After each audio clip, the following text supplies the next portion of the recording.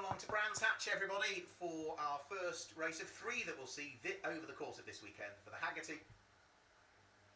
It is. Lights on.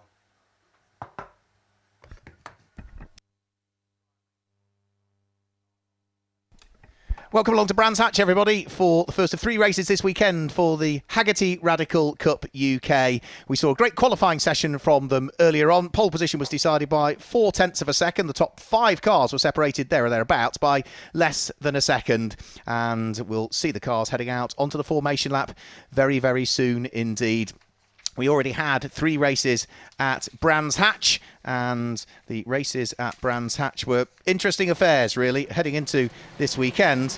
Then leading the championship is James Lay, because he won all 3 races at Brands Hatch. Daryl de Leon finished second in a couple and was on the podium in the others. And those 2 cars line up on pole position for this one at the front end of what will be a very busy grid. We've got somebody stalled on the grid and isn't getting going, and hopefully, yeah, all right, it's the SR1s that are getting waved off a little bit later, so we can guide you through the grid for this one. I did spot there was one car dive for the pit lane as well, which is not going to be starting from the grid. It's the number 9 car, which did not set a time in qualifying, so that one will get us scratching our heads as to whom one that exactly is. But yeah, finally we get everybody off on the rolling lap, which means we should be able to guide you through the grid then in the way that they line up for this one. So finally everybody is off, and the way that they line up is that James Lay starts from pole position. Daryl de Leon is alongside. Ben Casely and Peter Tyler line up there on row number 2. And row number 3 is the car of Chris Preen, who has got Yannick Zalonka for company.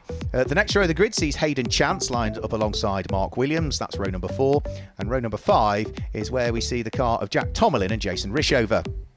On to the next row of the grid, which is row number 6. Andy Lowe and John McLeod line up on row number 6. John a little bit out of where I'd expected to be, as was Jason Rishover. Dan Headlam is there on row number 7 with Wesley Fongini sitting for company. There's a grid drop based on his qualifying time for car number 7, Abdullah Majid Khatib, who had qualified 5th but drops to 15th with a 10-place grid drop.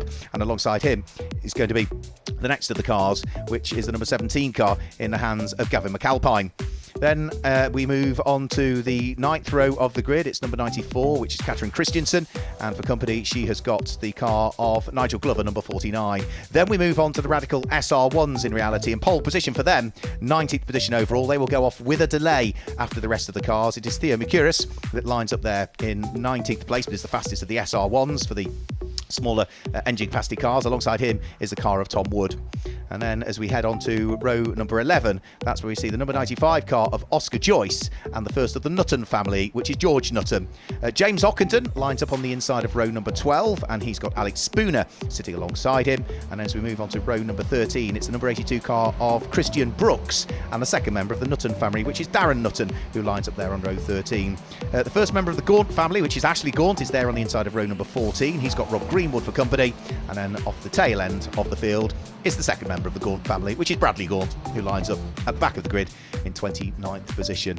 So what we did have in qualifying was that some of the SR1s were quicker than the SR3 specification cars, but the way the grid has lined up is that all the SR3s go off and then the SR1s go off. So it'll be interesting to see, in theory, the cars at the front end of the SR1s, how quickly and do they catch the SR3s. Also watch out for, I would say, the metallic green Leighton House liveried car of Abdullah Majid Khatib, because the number 7 car was given a 10-place grid drop for some sort of issue in a previous round maybe, or earlier on. Watch out for him, because he doesn't start 5th as you would expect him to. He is starting down in a fairly lonely 15th position for what will be a rolling start for these cars. So getting themselves into neat 2x2 order. James Lay is black and purple. Daryl de Leon is in a grey and white and red car, which is different livery to he had at Donington Park for the opening rounds of the championship. And then row 2 of the grid, it's grey and blue for Ben Casely alongside the Dayglow car, which again is another livery compared to what he ran at Donington Park, which is going to be Peter Tyler. So neat 2x2 order, 20-minute race about to get underway. And as the lights go out now, not a bad start from Daryl de Leon, the reigning SR1 champion, from the outside of the front row of the grid, but James Lay is almost leaning on him as they head in towards Paddock Hill Bend for the first time, and will pick up the lead of the race with Ben Caisley there in second position. And you can see that Daryl de Leon actually got through on the inside going into Druids, as it looks like, just out of shot. I think I could see through the comms windows. It's now two for the lead as we SR1s are starting to roll up to the start-finish line now. There's a lot of chopping and changing at the front of the SR3 field, but now we can head back to the SR1s. Yeah, well, Tom Wood was a little bit keen to get away there, and I would say, yeah, a bit too keen to get away there, which means that no longer does Theo Mercouris have the lead, because he was already 4 or 5 car lengths back before they got to the start-finish line. But I can't see from the commentary box as to what point the green flag is waved. The race will still continue regardless in this slightly shortened race that we've got for the Hagerty Radical Cup UK 4th round of the 2023 Championship season, with Daryl de Leon, James Lay, Ben Caisley fighting for the overall lead. And we'll pick up on what's going on for the SR1s further down through the order in a moment. Yeah, a lot of fighting all the way through the SR1s and SR3s. If we can catch up with the leaders sometime soon, it will be interesting to see how those top 3s of both Lay, De Leon and Caisley ended up, because we saw that there was a fighting and then we headed off to the SR1s. Of course, the SR1s also having their own separate race at the same time, and equally as competitive. As we see more moves, having a look up the inside, that was the number 93 of Alex Spooner. Yeah, Alex Spooner having a look up the inside of Hawthorns, that we've seen in all of the support races today, that it's been hard to make a move on the inside of Hawthorns unless you've got a full overlap. Yeah, Theo Mercouris second in the Radical SR1s. Ahead of him is Tom Wood, as you say, who took the start there. Did I just see a car spinning out of shot? Yes, you did. That is the number 11 who's gone. He just touched the grass on the way in. You can see him banging his head, thinking, oh dear, I shouldn't have made that mistake. And that's almost certainly going to end up with a safety car, I would imagine. But we will race until the safety car boards, so the drivers can still try and jostle for position.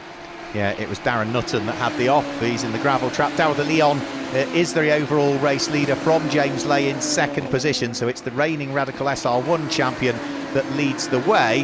However, I think, as I can hear the cars lifting off as they come over the start-finish line, that possibly the message might be getting out that we are, I would imagine, very shortly potentially going to go safety car. But racing still continues for the meantime. You can see them moving around, trying to see if they can work their way through and past Darren Nutton, safely out of the number 11 car, which remains beached in the gravel in a dangerous spot. Yeah, on the exit of Sheen, that's a very, very fast part of the circuit, and that is, you can see the cars right there. I'm sure this is under waved yellow flags, and as much as it looks like the cars are flying to them, I'm sure they've probably gone 10% slower, but these Radicals are just so fast. They, you know, the amount of grip, they're light, they're powerful, they have a huge amount of downforce, and this sort of circuit is really where they come alive. With the back section of the GP circuit, average speed is, you know, probably well over 100 miles an hour. I can see the safety car lights, or the safety car is preparing itself by the exit of Graham Hill. I don't know whether it's been released yet or not, but that is almost imminent.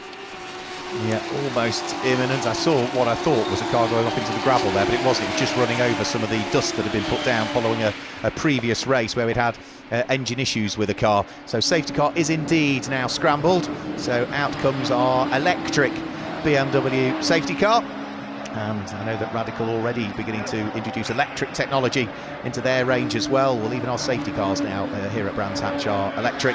And Daryl de Leon leads the way in the safety car from James Lay in second place. Ben Caisley sitting there in third position. We saw some good racing between James Lay and Daryl de Leon at Donington Park, but it was ultimately James Lay that came away with the 3 victories there. And good to see that, you know, that both of these drivers are reigning champions, aren't they? Daryl de Leon, the reigning Radical SR1 Cup champion. James Lay secured this championship last year. Yeah, James Lay coming back to try and what do they call it? Regain his championship. Regain it, yeah. Regain his championship. Defend it, that's the word I was looking for. Not even a hard word to get. But De Leon has clearly had great pace in the SR1s last year. Stepped up to the SR3, and it's just more of the same. He's had great pace. That Valor Racing team are doing really well recently as well with De Leon. They're fairly new to racing in general compared to some of the other teams, but they've clearly got a good setup on that car and a good driver. Yeah, I mean, Daryl de Leon, winning the SR1 championship, stepping up and being right on the pace in SR3s. That's exactly what James Lay did, because he won the SR1 championship in 2021. Yes. Stepped up last year and secured the main championship. But let's also not forget that Daryl de Leon is also the SR1 Radical World Champion, as he was last year. So he's not exactly shy of a Radical. He knows what he's doing, and clearly the difference between the SR1 and the SR3, while it is a second or so, or I don't know exactly how much the difference is in between these two at the moment around this specific circuit, it looks like about 3 or 4 seconds, but it's the same similar style car. I'm sure it's just more, just more braking, more grip, more power, isn't it? Yeah, more aero and a larger engine capacity, because it's a 1340cc engine in the Radical SR1s, whereas it's largely in the SR3s, it's the 1500 that sits in there, all prepared and rebuilt by RPE, which is Radical Performance Engine. So yes. Darren Nutton's car being dragged out of harm's way, so I don't think we're quite going to see the safety car come in this lap, because it's still being dealt with up there, and the safety car is now heading over as good as the start-finish line, so there'll be one further lap behind the safety car at least before we're able to get things underway, which is a bit frustrating. Particularly, we've had a little squeeze on the race duration for this one. It was originally scheduled to be a 30-minute race. It's down to 20 minutes, and that's largely because we need to have all racing done and dusted here by 6:30, and that's not just racing, that's cars off the circuit by 6:30. Well, we've got 14 minutes to go and a bit of change. In 14 minutes time it's going to be 6:25. So we're cutting it tight. Had it have been the full race duration, we wouldn't have got there anyway. No, we wouldn't. We need to make sure we make the curfew, because of course that's what allows us to go racing at the Brands Hatch GP circuit.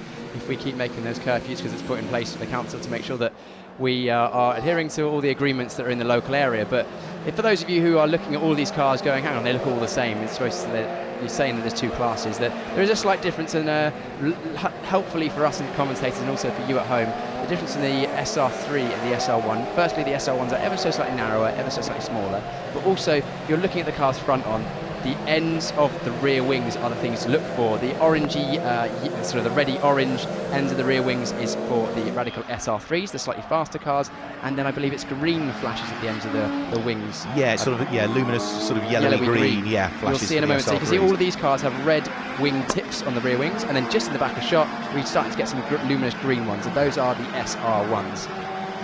So a good way to tell them. It's even harder nowadays because they all run the very similar lighting systems as well. It used to be, when they introduced the different lighting systems to, you could tell the cars from the front end without the coloured things. But I totally understand why Radical introduced that for this year. It makes it a lot easier from a spectator perspective, for those watching at home on the stream, and from a commentary perspective, far easier to pick them out. Well, everyone who's watching, whether you're a commentary box or whether you're a family member or a supporter or a sponsor, wants to be able to pick out what's going on, and the easier you can make it, the better it is for everyone. So I'm glad that Radical have made something that sort of is unobtrusive and intrusive to the viewing and to the way the cars look, but also means that if you are looking for a specific class, and you can find it, and also you can pick out if there's an SR1 fighting with an SR3 for us in the comments box, we can say that is not for position, that is purely for racing. Purely for racing, absolutely. In separate classes. Yep, so in terms of the Radical SR1s, then at the moment Tom Wood is still leading the Radical SR1s at the moment on the road, running in 18th position, the number 20 car, from Theo Mercouris, who is second in the SR1s, and third in the SR1s at the moment, keeping up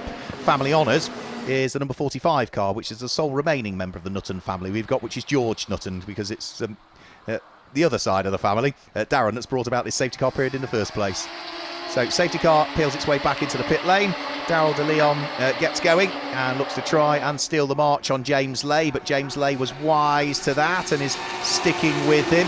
Ben Casely is there in third place, and the white and the green car of number 3, Chris Preen, completes the top 4 at the moment as they thread their way through Paddock Hill Bend, which, in any car is a quick corner, but in a Radical, with all of the downforce that you've got, it must be a unbelievable corner. Yeah, I imagine these cars have somewhat similar downforce to the GB3 cars or Rich F3 cars that I used to drive, and I have driven around here, and Paddock Hill is barely a break, and the speed that you carry over the top of the rise and then down the hill feels like they're being pulled out of the seat bars. I'm sure you're not quite, but it's not far off, and to drive these cars around the Brands Hatch GP circuit must be an absolute pleasure, especially on such a gorgeous evening as it is now.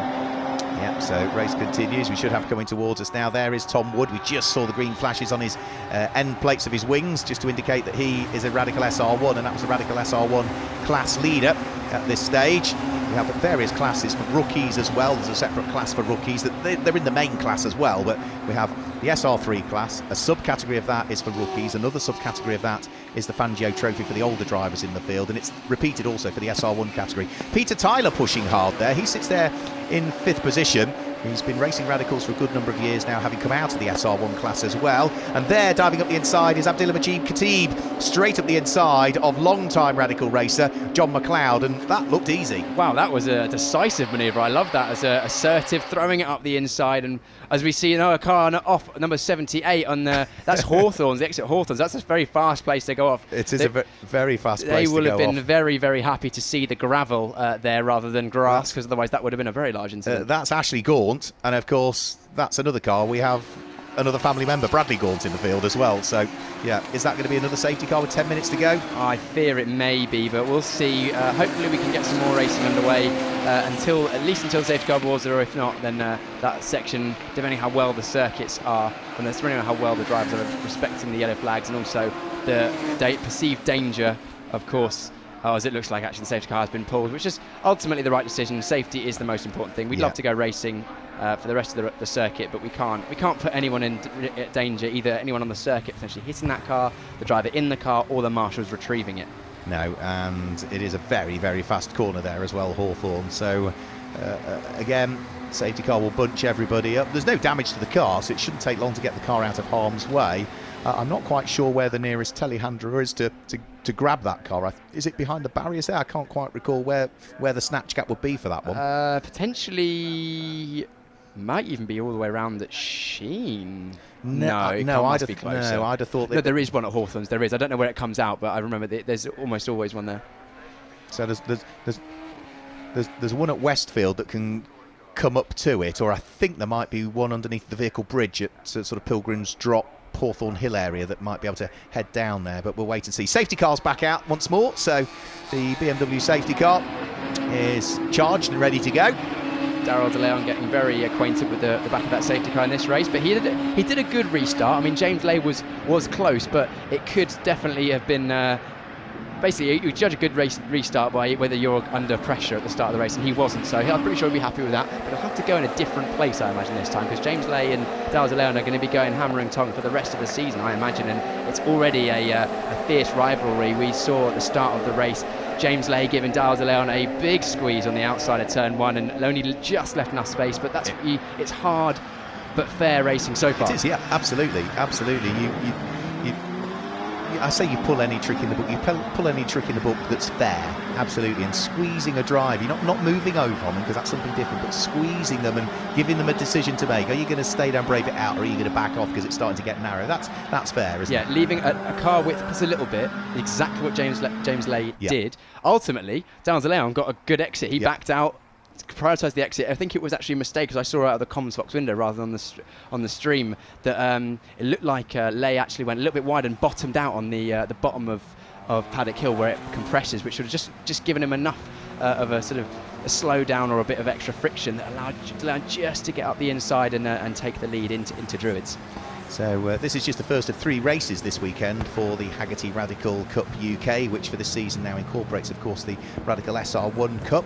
They have a separate race tomorrow morning. That's scheduled to get underway. Well, I say tomorrow morning. It's actually going to be just past noon, so it's going to be around about 20 past 12 if we run to programme tomorrow for race 2 of the weekend. Hopefully that'll be the full 30-minute race. It does come from Westfield, the telehandler, down towards... That's answered the question, hasn't it? We can see it on its way. The cavalry about to arrive. And the final race, which is another 30-minute race, is going to be around about 25 past 3 tomorrow afternoon. And the interesting thing with that third and final race, Piers, is that that's the pit stop race as well, isn't it? So the first 2 races are sprint races.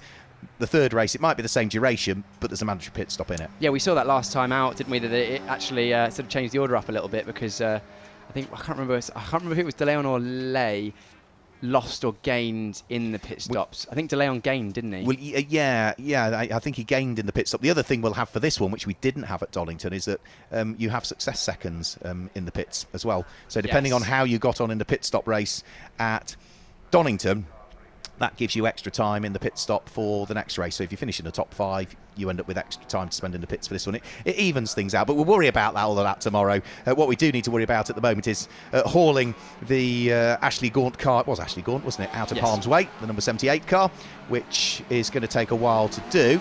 The telehandler will just be arriving down there at Hawthorne now, and then I've got to connect it up, drag it through the gravel, park it up probably further down a Derek Minter straight, right up against the barriers, and then unconnect it and get the telehandler back out of the way. So I think at least 1 more, if not 2 more laps behind the safety car, which with 5.5 minutes to go isn't going to give us a great deal more racing. No, maybe 2 laps if we're lucky. Potentially just going maybe 1 more racing lap. And we're going to have a look at this car being retrieved. There is your telehandler, or if anyone was tuned into one of the other sport races earlier on, the picker-upper, as I referred to it. It's probably not the technical term. If anyone's referring to it, don't call it a picker-upper. There is, look, the telescopic section of the telehandler extending. But of course, these Radical SR1s are so low down to the ground and so stiffly sprung, and their ride height can't be more than 10 centimeters, 20 centimeters. No, sorry, can't be more than a 5 centimeters or 200 mil or something. So they completely beach. So they have to be lifted out of the gravel. They can't really get dragged too much, otherwise it can damage the leading edges of the aerodynamic surfaces on the front edge and the sides and the rear of the car. And it's not cheap, these carbon components on these Radicals. You could almost lift them as well because they're pretty light cars. It's 590 kilos. It's under 600 kilos. You say you could. When you say you don't mean me. No. It's someone. It's about, including the driver and all of their race equipment, it's 600 kilos, give or take, a few kilograms here and there. Pretty light car. Yes. And that's why they go so well. So it might only be a 1340cc engine, but it's a motorcycle-based engine. They rev well. It's a Suzuki-based engine. And because they're so light and with all the aero they've got, that's why they get the kind of performance levels they get out of these cars. They are so fast. I mean, we saw actually a moment ago when we had the shot down onto the start-finish straight, you can see the drivers weaving to try and maintain tyre temperature. And you can see just how agile they are. They're really dart from left to right, whereas, you try and do that on your road car, any road car, really. It has a bit of roll and takes a little, even a half a second just to bite, whereas these are literally instant left, right, left, right. So I've picked up my piece of paper so that you can't see. So James Lay qualified on pole with a time of 1 minute 25.788. Average speed? I did actually look earlier on, but I know it's over 100 miles an hour. 102, yeah. 102.11 miles an hour as an average speed. Average. Yeah. So that means that, that's fast, basically. Long story short, that's really, really fast. And even in the SR1, Theo Mercuris qualified on pole position in his Radical SR1 in a time of 1 minute 30.484. That's only a 1340cc car with less aero, 96.81 miles an hour average again, average speed. No one's hanging about in these Radicals, are they? In fact, they are cars. One of the cars that, if given the opportunity, I would absolutely jump at to have a go at one of these. They look like very, very cool cars to drive, and almost sort of like single-seater-esque handling, but in a more sort of prototype style looking chassis. No, absolutely, and you do see drivers that once they've jumped into the Radical brand, they stay there because to get the level of performance you get out of a Radical compared to anything else, you're into GT3 territory, which is an entirely different budget to racing a Radical. Yeah, exactly. I mean, the lap times, but it's also not just the overall lap time, it's the way it does it. Like, I can't think really, I mean, you might be able to think of something, Mark, with your encyclopedic knowledge of motorsport, but of doing a 1 minute 20, what is it, 7? 1 minute 27? 1 minute 25. Yeah, 1 minute 25 around Brands GP. With an average speed of 102 miles an hour and this much downforce, if there's something comparable, you're looking at what, LMP3? Yeah, probably are. LMP3, and even the GT3s are similar lap times, but they're doing it just in a straight line. There's cornering performance isn't there. No, it's the way it achieves it is very different to a big GT car. But if you want to get in a big GT car, you're looking at 10 times the budget of jumping in a Radical, I would guess. I would imagine. I mean, you're probably looking at a budget for a season in GT3 starting at about the $500,000 mark. I don't know exactly, but can't be. You're not going to get much change out of a $250,000. Let's put it that way. It's going to be much, much cheaper to point yourself in the direction of Peterborough and talk to the sales team at Radical, isn't it? I would imagine so. So safety car is still out there. The cars are heading around. The safety car is just heading out of Surtees now, and with 1 minute and 42 to go on the clock, unless that incident is cleared, we're going to finish under safety car, and even then the safety car is going to have to speed up a lot to even get over the start finish line, the front running car, with some seconds to go. So I think we might be done for. I really hope that the safety car gets put down. We could have one more race in that, but I'm sure the people at the front would not want that to happen. I'm sure the people in the middle would want that to happen. Let's have a quick look at what's happening to the incident, and looks as though it's all cleared. So safety car really needs to speed up if it can. We can't tell absolutely from that camera shot whether everything is clear. Let's hope that the telehandler is back behind the barriers. If it's not, we're going to finish under safety car. If it is, we might get the lights turned out in the safety car, and this might be just a single lap dash to see who's going to scoop up the honours in round 4 of the Hagerty Radical Cup UK for 2023. Yeah, let's see. Currently, the lights have gone out. We are going to get one racing lap here at the Brands Hatch GP circuit. The last racing lap of the day here. Sun's going down. Let's see how this pans out. You can see the grid splitting up slightly. Shouldn't happen really in the safety car, should it? No, I'd have thought the S1s would want to be right on the back of everybody, because we'll wait and see. So Daryl De Leon, when is he going to get going? He is still weaving around, and he's trying to outfox James Lay as to when to get going. So he's still weaving around now. He's leaving it until very, very late. He finally punches the accelerator and shifts up through the gears. But it's going to be Daryl De Leon from James Lay that's there. Ben Casey in the grey car with the blue flashes sits there in third. Chris Preen in his white and green car is there in 4th place. Peter Tyler's not that far away in the Dayglow car in 5th position, and Jacek Zielonka completes the top 6 at the moment, so he's having a good run. So leaders up towards Druids. Final lap of the race. Yeah, final lap of the race is nose to tail because of Darrell de Leon left it quite late, which is quite good because the later you leave it, the less opportunity the car has behind you has to get slipstream and challenge you into turn 1. He's done very, very well there to maintain the gap. He's actually pulled out a small advantage in the first sector, pulling out about 3/10 over James Lake. Ben Casey, is it Ben Casey? Yeah, Ben Casey. Ben Casey, sorry, I just got the first name. Ben Casey is not far off the back of James Lay, and they're still fighting further down the field in the SR1, side by side. We go into 30, didn't quite catch the number there, but they're still fighting hard. Yeah, they're still all pushing hard. Doesn't matter where you are on the grid, you're absolutely trying to drive the wheels off the thing. Of course, those that maybe have either got slightly bigger budgets or have got the greater experience or just understand the car and how it reacts to you are the ones that are right at the sharp end and are busy trying to scoop up wins in their respective classes, whether it be overall, whether it be the rookie class, whether it be the Fangio class for the older drivers in the field. But it certainly looks as though Darrell de Leon has done enough here as the squabbles still continue all the way down through the order. Darrell de Leon looking as though he's on course for the win. Yeah, Darrell de Leon with a great victory, taking the lead in the exit of turn 1 up to Druids. Of course, a safety car affected race, but he's commanded very well, held off the pressure, 2 good safety car restarts, and takes his... Well, I don't know actually how many wins he's had this season, but it's definitely another win. It's his first because James Lake took all 3 at Donington, yeah. Yeah, he was so close at Donington, and then we can run through the order once everyone's come over the line. Yep, so James Lay 2nd, Ben Casey 3rd, Chris Preen, Peter Tyler, Jacek Zielonka, Jason Rishover, curiously off the pace really, both in qualifying and the race, only 7th quickest. Then in 8th quickest is going to be, I was going to say Jack Tomlin, that is correct. 9th quickest Hayden Chance, and completing the top 10 will be the Scotsman Mark Williams. Abdullah Matib Kachib, who remember started 15th, in the end because of the safety cars couldn't quite make the progress, but still got up to 11th place. And the winner of the SR1s after all of that was car number 55, James Ockendham. No, because Mercouris is a rookie. There's something with the timing screen there. I saw Wood was actually in the lead, and then Mercouris jumped ahead of him, so potentially a timing or transponder issue there. No, what I think that's a time penalty for Tom Wood, because I did say he was a bit keen to get going, and Tom Wood is now being shown as 24 seconds off the lead. Yes. And the man who won the SR1 category, Theo Mercouris, is shown as being 14 seconds off the lead. 10-second penalty for a jump start would be my guess. That would be I'm not surprised. Yeah, because he did take the lead before the start-finish line, and that's a harsh penalty, but a fair penalty. Because if you qualify on pole, you can't then not have an opportunity to lead into turn 1. No, absolutely, and he wasn't leading when they got to the line. So let's just confirm the results with you then for round 4 of the Hagerty Radical Cup UK for 2023. The win goes the way of Darrell de Leon from James Lay in 2nd place, and Ben Casey was 3rd. Chris Preen, Peter Tyler and Jacek Zielonka complete the top 6, with Jason Rishover, Jack Tomlin, Hayden Chance and Mark Williams completing the top 10. Then in 11th position, we see the next of the cars coming through in 11th place. It should be Abdullah Matib Kachib that finished in 11th place, ahead of John McLeod, who was there in 13th place. Then it was Dan Headlam, Wesley Fongini, and then in 15th place, that will be the winner of the Radical SR1 category, which is Theo Mercouris in 15th place. 16th place for Katrin Christensen. James Ockendam was 17th. He's therefore going to be 2nd of the SR1's home. 18th place is the number 93 car of Alex Spooner, ahead of 19th place Gavin McAlpine, and completing the top 20, it's Oscar Joyce that completes the top 20. And then there's the rest of the cars that finish outside the top 20, including those that ran into a bit of trouble over the course of the first of our 3 races from the weekend. So that's it for today for the Radical UK Cup, supported by Hagerty once more again this year, from Piers Pryor and myself, Mark Werrell. Thanks for joining us today, but don't forget we've got more racing coming up tomorrow here at Brands Hatch. Until then, goodbye.